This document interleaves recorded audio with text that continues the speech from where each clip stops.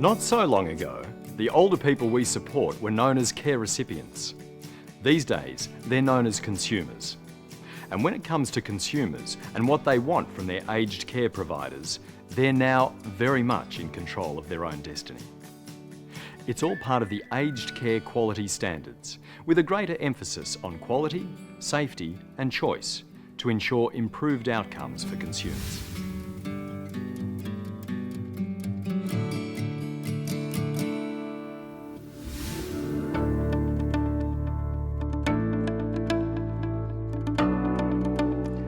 How can I help you? Hi, I'm Jonathan Clark and this is Bess Sheehan.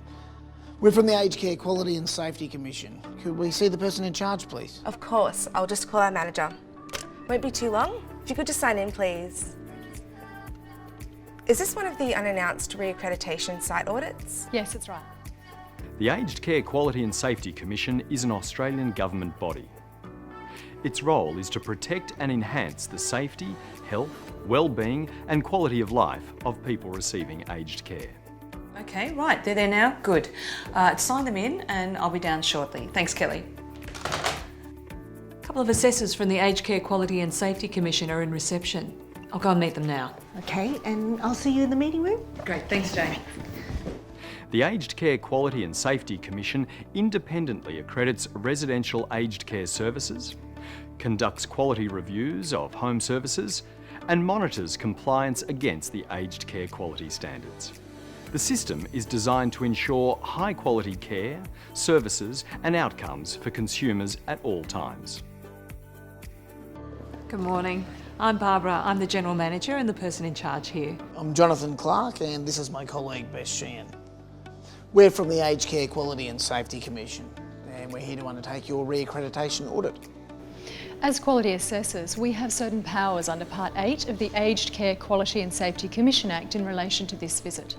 These powers cover our entry to the premises and access to documents and information.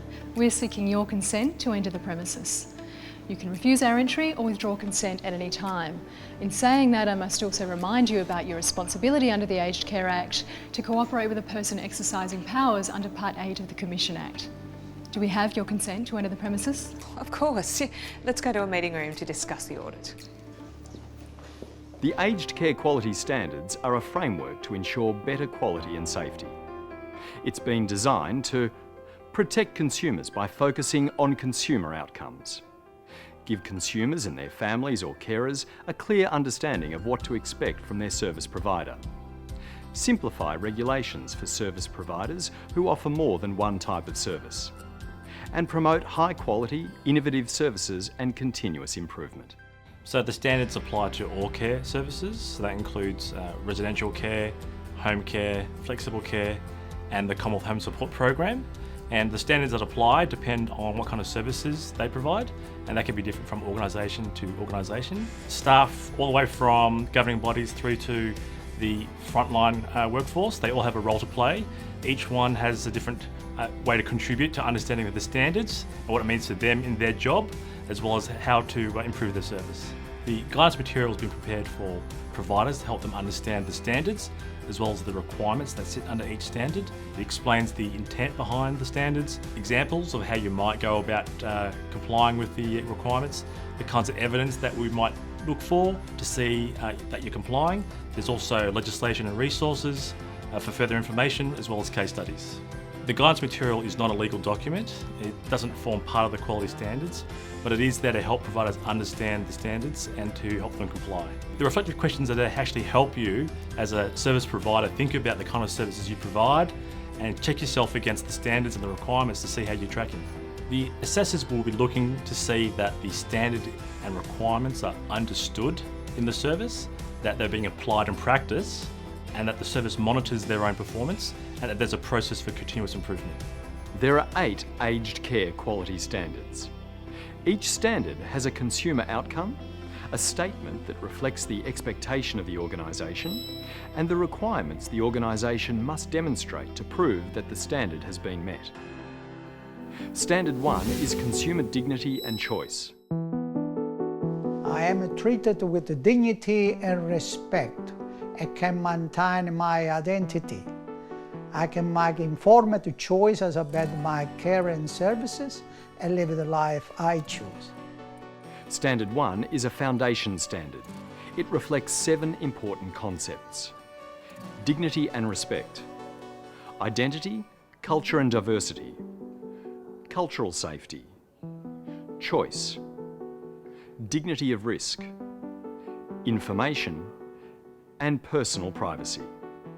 These concepts recognise the importance of a consumer's sense of self and are essential in fostering social inclusion, health and well-being. Would you like to take a look at today's lunch menu? My pleasure, thank you very much. I really feel like something vegetarian today. I can see eggplants.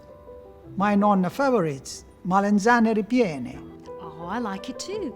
Did you used to cook it with your nonna? Quando ero un ragazzino in Puglia cucinavamo sempre insieme, io e mia nonna.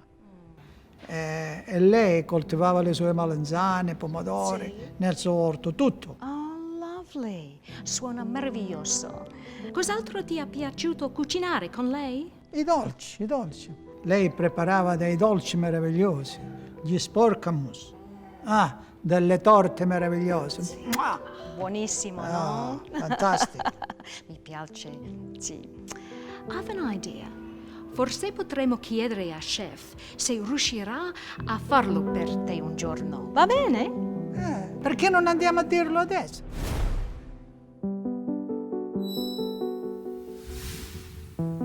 Standard 2 is ongoing assessment and planning with consumers. I am a partner in ongoing assessment and planning that helps me get the care and services I need for my health and well-being. For Standard 2, organisations need to plan care and services in partnership with the consumer that meet each individual's needs, goals and preferences and optimise their health and well-being. This includes advanced care planning. Regular reviews should be conducted in order to respond to the consumer's changing needs and support them to live their day-to-day lives with dignity. So Frank, you mentioned that you wanted to increase the number of days that we visit. Yes, I just don't feel that I'm able to manage on my own as well anymore. So what days would you like us to come? Mondays are good. I'd like a little help on Wednesdays as well too. All right. Was that the day you wanted a little bit of extra help with your shopping? Oh, yes, that would be great. I'm just finding it a little bit hard on my own now, so a little more help would be lovely. All right, well, we'll make sure you get the help you need, okay? Oh, well, thank you. I must say the garden's looking lovely.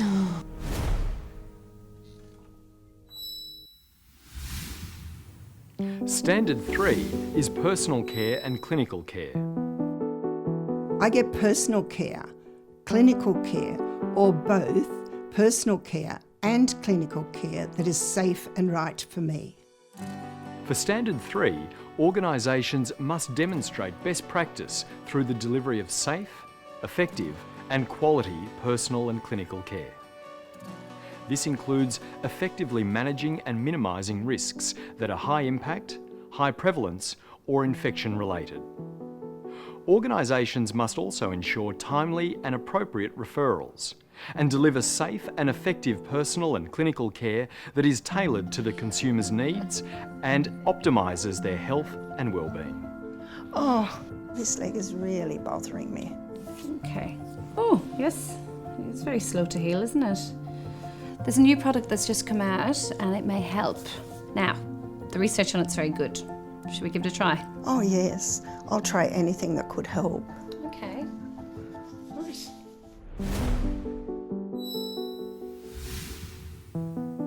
Standard 4 is services and supports for daily living.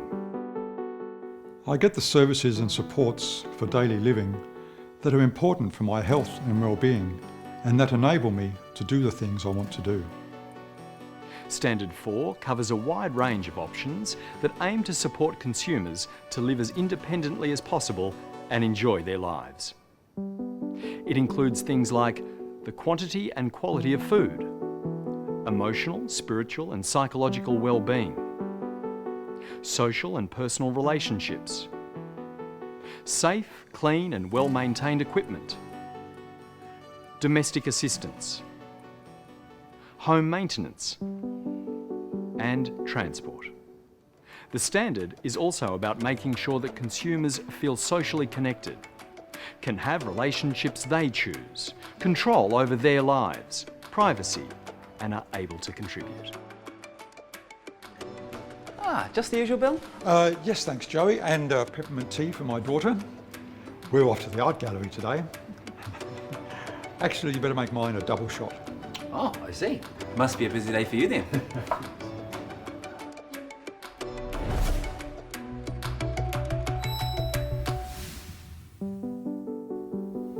Standard 5 is the organisation's service environment.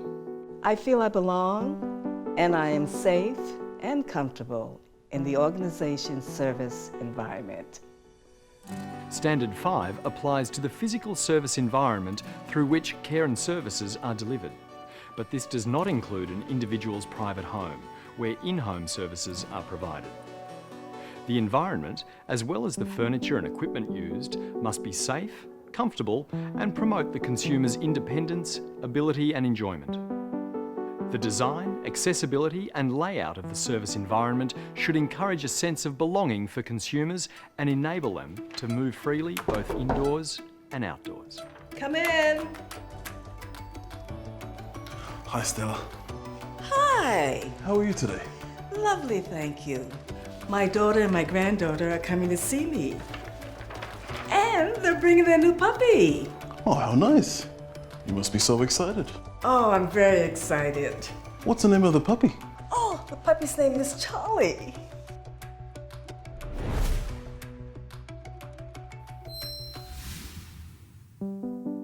Standard 6 is feedback and complaints.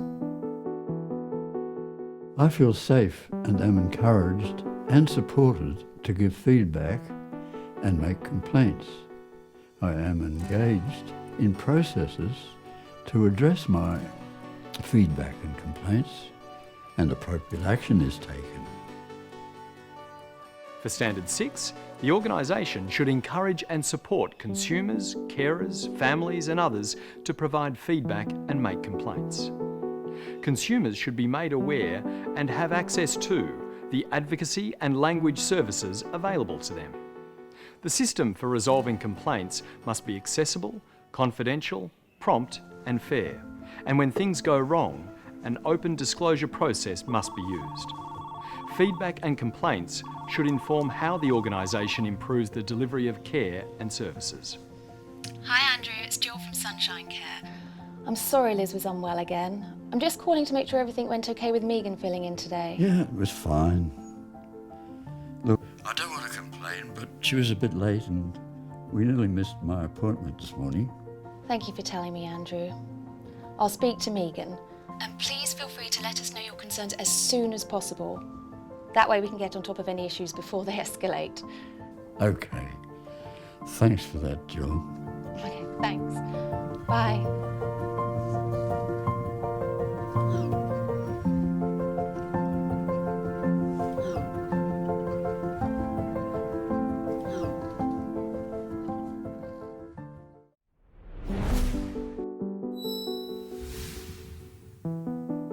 Standard 7 is human resources.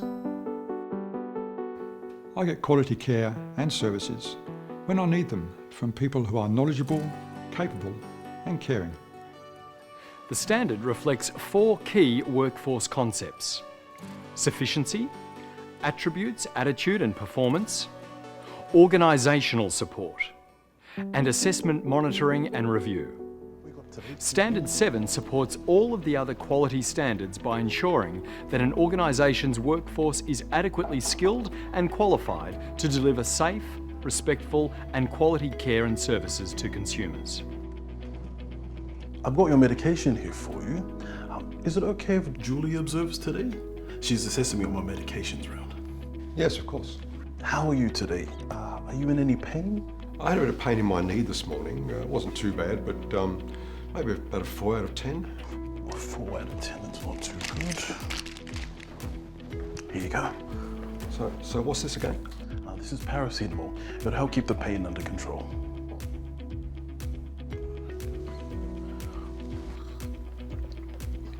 Thanks, Sebastian. That should do the trick. You're very welcome. Right, now I'll come back a little bit later just to check that the paracetamol has worked. All right.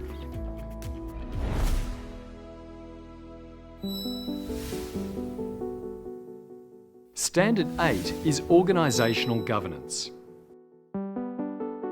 I am confident the organisation is well run. I can partner in improving the delivery of care and services. To meet Standard 8, the organisation's governing body must be accountable for the delivery of safe, quality care and services. Effective organisation-wide governance systems should be in place.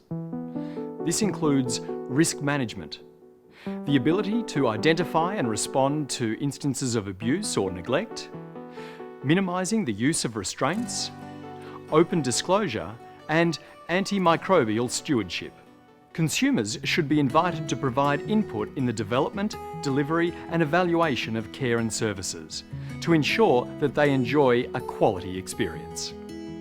We received a number of feedback forms regarding the new policy preventing visitors from bringing in food from outside the facility. Some of the residents have indicated they feel their rights are diminished because of this, and family members are disappointed that they can't contribute to the well-being of their loved ones.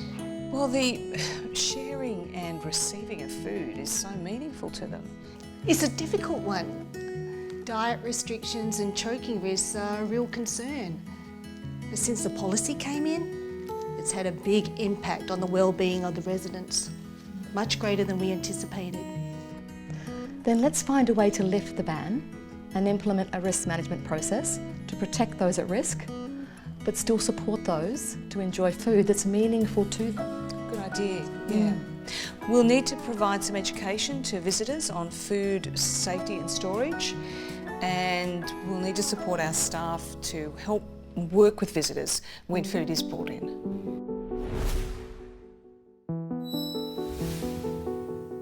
The standards themselves are consumer focused. If you read each one of them, you'll see that the consumer is at the heart of the standard, and when you think about your own practice, you've got to think to yourself, is the consumer at the heart of our own practice?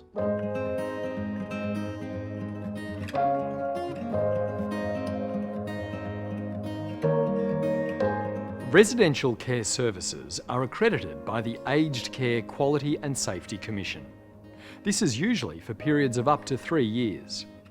About 7 months before their accreditation period ends, they receive a reminder notice advising them to apply for re-accreditation. When a service provider applies for re-accreditation, they also need to submit a self-assessment.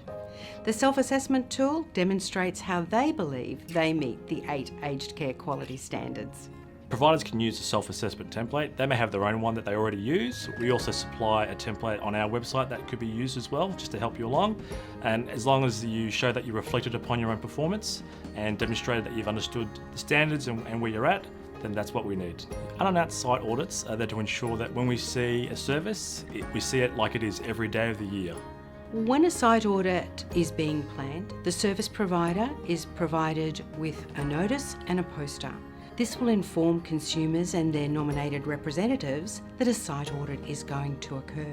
We also provide information to providers about how to contact the Commission should a consumer or their representative wish to make contact with us prior to the site audit commencing. Re-accreditation audits occur unannounced across residential aged care services. This ensures that quality standards are maintained at all times across all services and provides us with greater confidence that aged care is being delivered at a high standard. Okay, well, the purpose of the audit is to assess your service's performance against the aged care quality standards. We're going to be on site here for the next 3 days speaking with consumers and their representatives, as well as staff, including yourselves.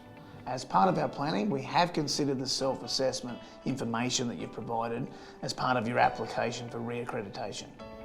We'll be interviewing at least 10% of consumers or their representatives to understand their experience of care. We'll also be able to speak with any consumers or their representatives who have already advised you that they'd like to meet with us. Regarding the interviews with staff, We'll be considering work practices and the service environment. We will also undertake structured observations of care, and we'll also be considering your systems, processes and documentation. That all sounds fine. We're happy to direct you where you need to go. Where would you like to start? Thanks, Barbara. Could we start by interviewing some of your consumers this morning? Okay. Well, the first thing I'll need to do is inform our residents and their representatives that you'll be here for the next 3 days and let them know what you'll be doing. I can do that right away. And Jane, would you mind checking to see if any of our residents have already requested interviews? Absolutely. And we'll also let you know if we receive any further requests. Thanks so much. And just to let you know, we will meet with you at the end of each day to provide an update on our progress. At the end of the audit, we'll provide feedback on key issues. This will reflect any matters that we raise with you during the course of the next 3 days. Well, that all sounds fine. If there's anything you need while you're here, please let us know. Shall we get started then? Okay.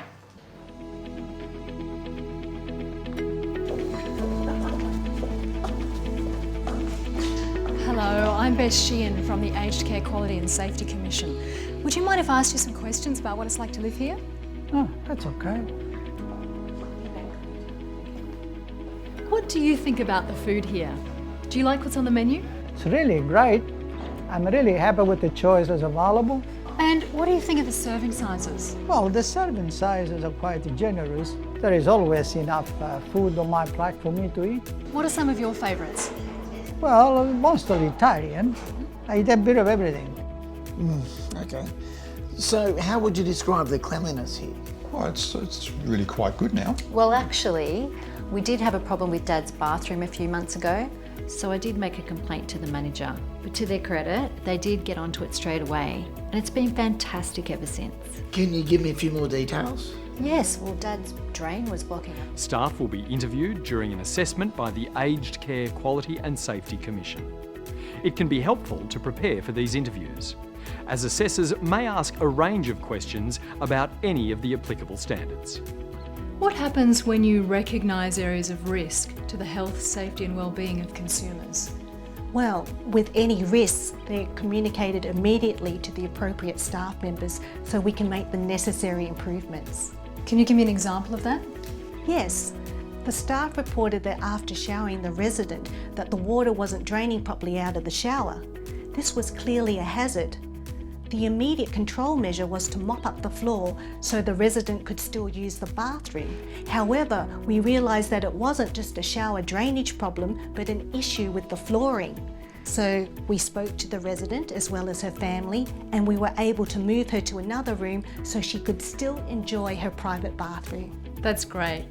And how do you communicate the findings of a risk assessment?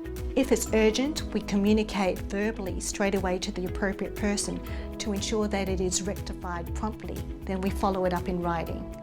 If the risk isn't urgent, we complete a hazard form and follow it up with our Health and Safety Committee. We use our risk management assessments to help us with this process. There's also a strong link to our continuous improvement plan. Can I show this to you so I can give you a specific example? Yes, please. Yeah, so these are our seasonal menu plans, and they're really popular, yeah.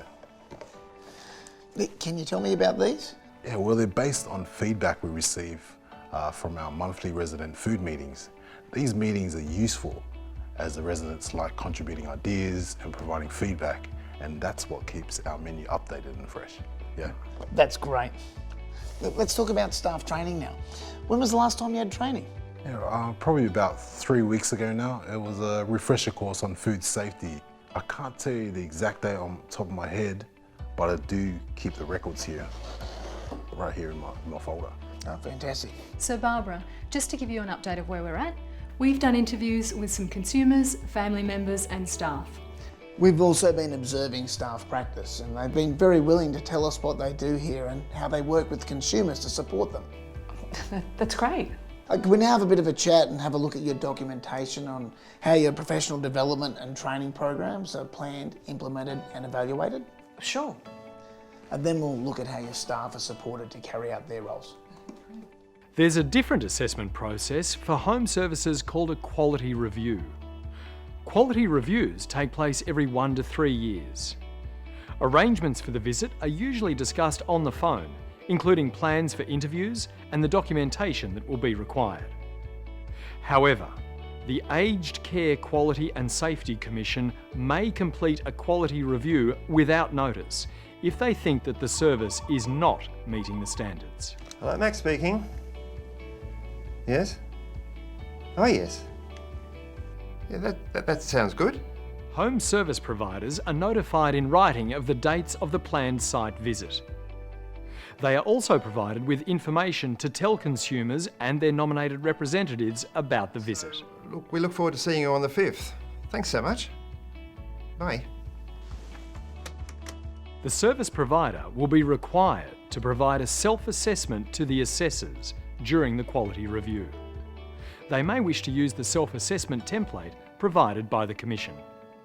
Self-assessment is usually carried out by management teams, but it should also involve staff, consumers and their representatives. We all have a role to play in the self-assessment process, and including our clients and their families is really important in this process. For one thing, it enables us to review our effectiveness, but we can also identify where we might have gaps. And communicating the outcomes to everyone at Sunshine Care enables us to make improvements to our services. Well, that's right, Jill. So on the 5th, we'll expect a visit from the Aged Care Quality and Safety Commission. We'll need to demonstrate that we understand our obligations and monitor how we deliver them and what that means for the consumers in terms of outcomes. And I can't emphasise enough the importance of continuous improvement. We also need to show how we can modify our care and services to meet the changing needs. Oh, it's a bit nicer in here. Yeah. All right, let's get these groceries into the kitchen.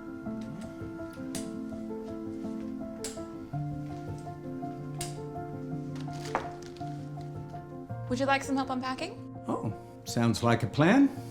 By the way, I just can't tell you how useful it's been adding an extra day to my service. It's been so handy getting some help with shopping. Great, I'm so pleased. The home service provider must take reasonable steps to tell consumers and their nominated representatives about the site visit for the quality review. Home care consumers and their representatives are also able to contact the Commission prior to the quality review to provide feedback on their experience of the care and services they receive. Consumers will also be given the opportunity to speak to assessors. Assessors may also seek to contact consumers or their representatives during a quality review. Right. Well, that's good to hear. And tell me, have you ever had any problems with your home care service? Well, one day they were quite late, but they were very apologetic. They explained what went wrong. And it hasn't happened again. Okay. And tell me, are you satisfied with the services they provide? I'm very happy with the service. It's been marvellous. All right. It's always a good thing to hear. Okay, can you give me an example of how you support consumers to have choice and control?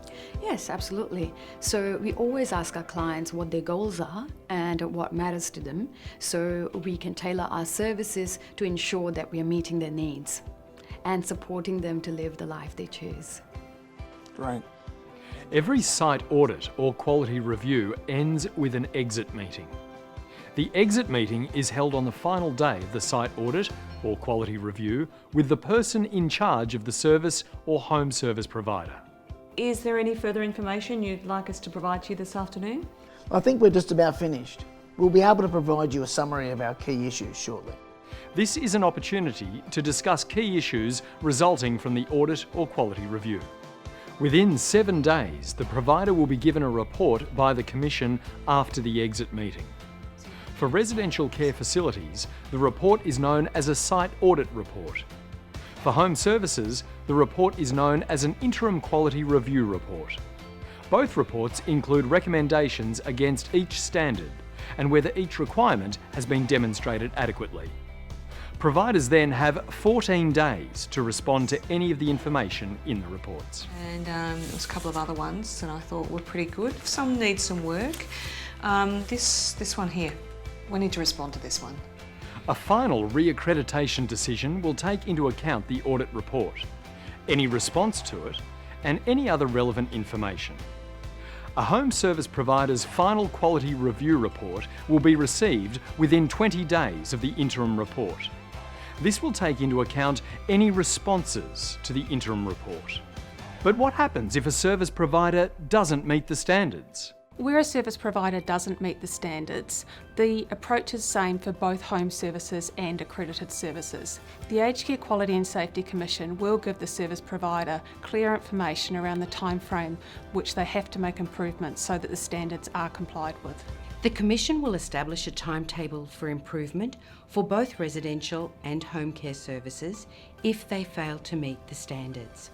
When non-compliance is identified, the Commission is also required to determine whether or not a consumer has been or may be placed at serious risk to their health, safety and well-being. So it's about really responding to the risk of harm to consumers as well as promoting improvements.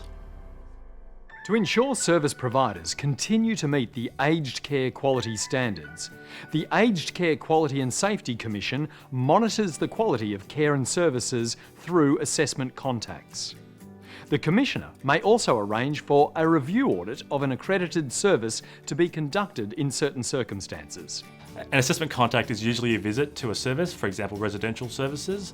It's usually a limited scope to understand a problem or to understand something better. An assessment contact can either be announced or unannounced. It's different to a comprehensive audit or a quality review, and it's just a way of us keeping an eye on things to see if things are going well. The aged care quality standards focus on outcomes for consumers. As a result, we can all have greater confidence in the quality of care across Australia. Services need to understand that the aged care quality standards can improve and influence culture and inform practice. The Aged Care Quality Standards focus on outcomes for consumers. Meeting these standards is about working with consumers to provide safe and quality care and services that meet their needs and support them to live the life they choose.